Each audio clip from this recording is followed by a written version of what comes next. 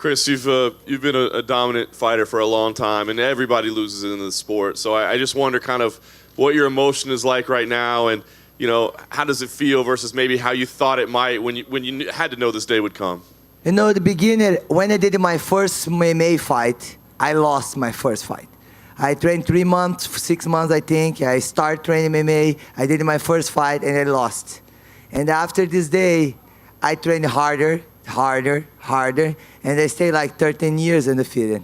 And then I never said I'm going to be invisible. Like nobody, I'm never going to lose. I never say that. And I just work hard. And I did everything for this fight. I trained hard. I did everything I could. My team did everything. And if it's happened today, it's not my day. I lost. Man, it's happened, fight game. It's not the first time I'm gonna lost. It's not the last time I'm gonna lost. This happened. It's the fight game. Because I'm here and doing interview. Because this is sport. And of course I'm not happy. Of course I had my heart broke, but I didn't cry. I'm not gonna cry because I did everything. I trained really hard. And if today is the day, the Amanda day, and she did her best and she won. And I just gonna go back to my gym and train harder and come back, because this is my job. Everybody have bad day in the job. And today, I just text Jason, today our sparring works very well because all the time I do sparring at the gym, sometimes I have my ass kicked, sometimes I kick butt, but happen, this has happened. It was an incredible fight, and you were very aggressive, both of you were. I wonder, was that the plan? Because a lot of time recently you've been a little more tactical, a little bit more laid back. Did you expect it to be that aggressive of a fight? I never remember when I fought, like what I do in the cage. I always have to watch after. I didn't watch the fight yet. But my team say, Cris, why you don't move around, I don't know, man, this has happened, I don't know. Happened and where it is, something have to happen. Do you believe that because of your long run as a champion and unbeaten for so long, that you deserve a rematch because of your previous accomplishments? I always deserve to talk to the cage after the fight. This is what I deserve. After the fight, I lost, okay. I deserve them giving me the microphone and to talk to my fans. Because when I get out, they're talking, everybody crying. And then I want my fans crying. And then I would say it's a symbol for me. Be the champion, the belt, it's a symbol for me. It's the most important in my heart. Be the champion in the hearts of people. Make the difference. Because this is I fight for. I'm in the UFC before champion because I don't quit. Because everything happened in my career. Everybody knows here. It's no easy for me. Never easy. But I work harder, and I get the belt. And I prove everybody who I am against the system. Nobody do this. I did this against the system. And who I am, the champion, before. But I want to be the champion of people's hearts. And then I'm going to continue doing this anywhere I'm going. And then my fans can talk to me. After here, I'm going to go party with my fans because they deserve that. They make me be my first fight UFC. They make this for me. And I just have to appreciate them, what they did for me. Cris, can you talk about, I know it's tough, but can you talk about just how special Amanda was tonight? What separates her from you? Everybody say, because then I'd say, who's win tonight? You're going to be the greatest. Amanda, okay, she's won today, but she had 4 lost. And then, I have 2 lost. How she can be the greatest? And she didn't rematch her opponents. I can rematch her. I'm not the type of person quit. I never quit. I keep training. If you stop me, you need to do what she did because I'm going to keep going. And this is my style. Everybody know who I am. Everybody watch my Muay Thai fight with Urina bars. Man, crazy. And I continue doing. And I'm born for this. If she punch me hard, I'm going to try to punch you harder. This is my style fight. And I love this. I'm born for this. With 1 fight left on your contract, what do you think you're going to do when you look at the featherweight division and you consider, maybe some people are tugging you to try boxing? What do you anticipate for 2019? I didn't talk with my manager yet, but, this is my dream, do my boxing fight. This didn't change. I'm going to continue training. And, after 13 years, you continue training how hard in the first day. probably after this fight, imagine I'm just going to continue hard. This is just put fire in my heart, continue training. Cris, congratulations on a great run as champion. My question for you is, the first punch you got dropped by that one shot, how badly were you hurt, and did you ever recover from that after the first punch she hit you with? I think I was recovered because I was trying to punch her back. You know, I didn't watch a fight yet. You know, I'm sorry, I didn't fight. I don't want to see it now because not going to change anything now. Now I have it. I want to see my family, stay with them, and have fun with my fans. But when she punched me, I think I fell, but I continue going. You know, and maybe this is my mistake I did. I have to watch again with my team. There was a lot of question whether she had the chin to take your punches, and you landed some good punches. As you sit here now, are you surprised that she was able to take the power that you hit her with and keep coming forward? You know, my team says she's closed her eyes and the punch. She did like this, and the punch take, you know, and then the take. You know, she did her best today, and there's nothing I can say. And last thing, just in reference to you said you wanted the microphone. Did they tell you it was time-wise? Did anybody tell you why you didn't get a chance to talk in the cage? Did you ask Dana? Did you ask Joe Rogan? Do you know what happened? No, they just kicked me out of the cage. I think very bad, very disrespectful, because I did a lot for sport, and I was supposed to say hello for my fans, and say I will say talk to them. I think it's not right, but okay, then did already done. You know, I can go my media, talk to my fans, say how I appreciate them, how they come to the cage for watch my fights, or how the Cyborg Nation here for watch me.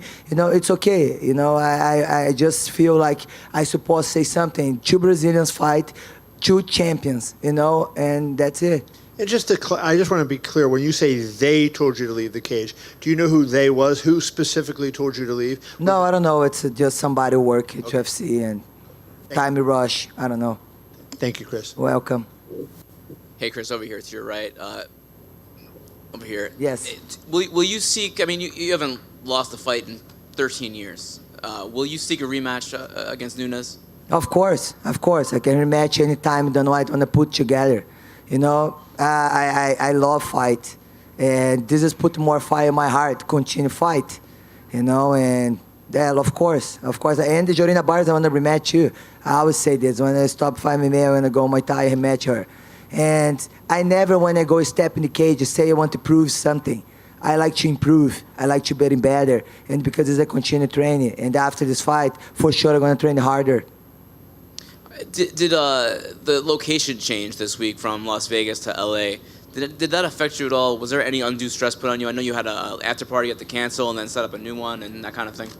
I don't know. I was stressed a little bit about my family because it didn't come, but we changed everything fast. I was happy because it's close to my house too, and my fans, a lot of fans cannot show up in here because they're in Las Vegas.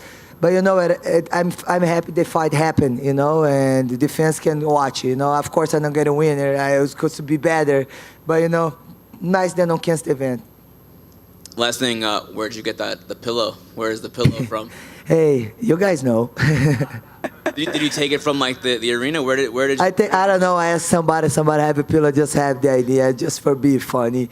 And when I go back hotel, my mom just called me. I'm gonna have my ass kicked again because she's really mad with me. Why you put the hands down? You know, happen. It's fight life. You know, it's a fighter life. I know she's mad with me. She called me mad. I said, "Mom, don't, you know, crazy." Thanks, Cris. Cris? Sim. Fala em português. Cris, você consegue comparar o sentimento da derrota de hoje com o sentimento da derrota da sua primeira luta que você mencionou? Na verdade, para mim, a primeira vez era tudo novo, né? Tudo novo. Era uma coisa que eu ia tentar, que eu já fazia um outro esporte. E eu treinei ali 6 meses. Para mim, eu não sabia como que era, né?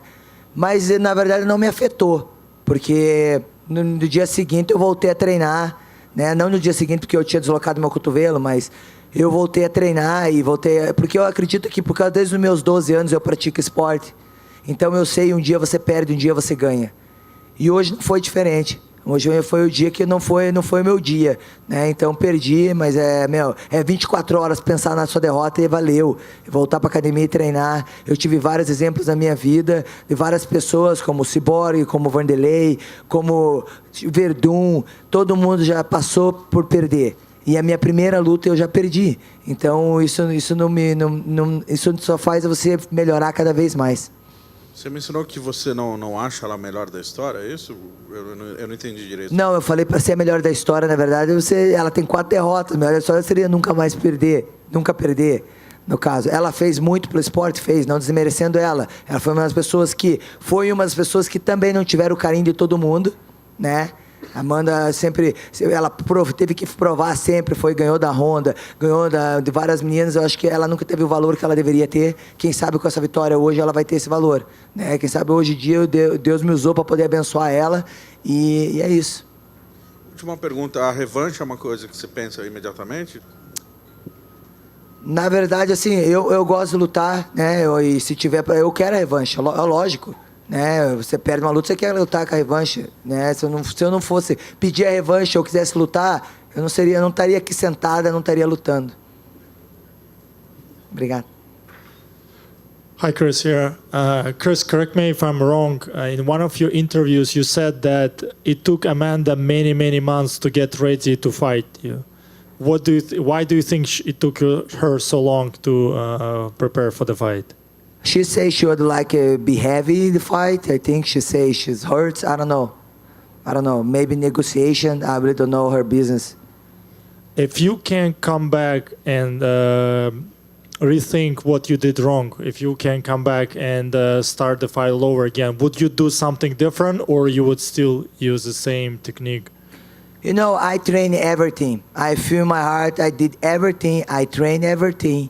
I don't feel my heart heavy. I was supposed to train that thing. No, I did everything. If today she wins because it's her day, and I supposed to lose. And I believe it's God have amazing plan. And if today I lost his plan, and I know he's having the best plan for us, and I know I just have to wait to see why this happened today. I see. And the last thing you said, you didn't have a chance to talk. They didn't give you the microphone. Now so many cameras is behind you, or in front of you. Can you address your speech to your fans? I would love to hear that. Definitely you deserve that. Do you know, I want to say thank you for all my fans come. And it's something something in my heart, I always try to be the champion in the heart of everybody. Give them hope. Because the people follow me, know how it's hard for me. And I always never show them I'm quit, I'm weak. I never show that. But I'm a human being. I know I have my mistakes. I have a lot of things like everybody want here. And I told them, doesn't matter, you're going to fall. You're going to stand up on your feet. And you're going to get it there. You just have to believe and have faith. And this is the thing I want to show for all my fans. When you do that, you are the champion. When you stand up on your feet after you fall, you are the champion. And this is I try to show all my fans because I know everybody have a hard time. And I feel sad because everybody sad because they lost today. But for sure, I have something to learn today. And I don't know what now, but I know God is going to show me. And I don't want nobody sad because I'm not going to be sad. Cris, queria que se você pudesse refletir nesses 13 anos invicta como a rainha, né, do peso pena feminino. Qual o seu legado para o esporte? Claro, você ainda tem uma carreira ainda em curso, mas qual o legado desses 13 anos invicta para o esporte? Eu acho que o tema disso é não desistir, né? Eu acho que tudo que eu passei na minha carreira, várias coisas que aconteceu, eu acho que eu sempre mostrei determinação e dar continuidade, né, no teu sonho. E é isso que eu tento e mostrar para todos os meus fãs brasileiros, em qualquer outro lugar do mundo, você não desistir do teu sonho que você vai conquistar. Porque eu estava campeão do UFC, foi algo que almejou e demorou para alcançar, né? Demorou 13 anos para alcançar.